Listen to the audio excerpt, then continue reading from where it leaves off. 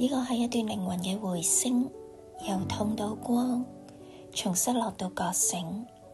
我想邀請你靜靜咁聽我講一個靈魂走過嘅旅程，或者你都曾經喺黑暗中尋找出口。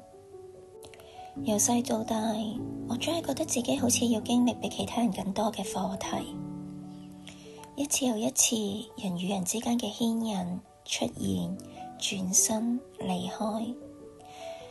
生命仿佛好似喺度問我：你準備好去學識放下未啊？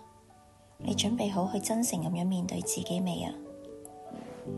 我以為我需要強大先可以應對無常，但係後嚟我先至明白到，真正嘅強大係接納。當佢嚟嘅時候，我選擇全然咁樣擁抱，我會投入，會珍惜，會盡心盡力咁樣感受每一分愛同埋真實。但係當佢要離開嘅時間，我都學識咗放手，唔係唔覺得痛，而係知道有啲相遇就係為咗帶我走過某一段靈魂嘅功課。我學識咗勇氣，學識咗包容，亦都學識咗誘惑同溫柔。我學識咗接受自己嘅唔完美，亦都學識咗愛惜自己脆弱嘅時間。我學懂咗乜嘢係力量，力量唔係壓抑，而係轉化。力量唔係夾硬死撐住，而係讓佢流動。我將呢啲經歷一點一滴咁樣養成咗信息，分享俾同我一樣曾經喺關係入邊迷路，喺生活入邊掙扎嘅人。因為我知道嗰啲我哋以為會摧毀我哋嘅無常，最後都係會鍛煉出我哋獨一無二嘅靈魂之光。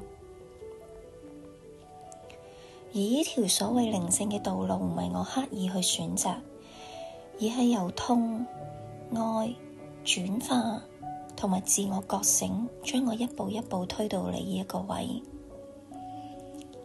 而家嘅我，擰翻轉頭去睇翻，先至發現，原來我唔係喺度承受無常，我係喺度精製無常。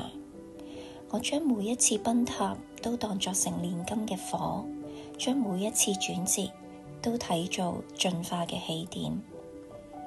我仍然都喺度學習緊，但我唔再害怕，或者應該講我冇咁害怕。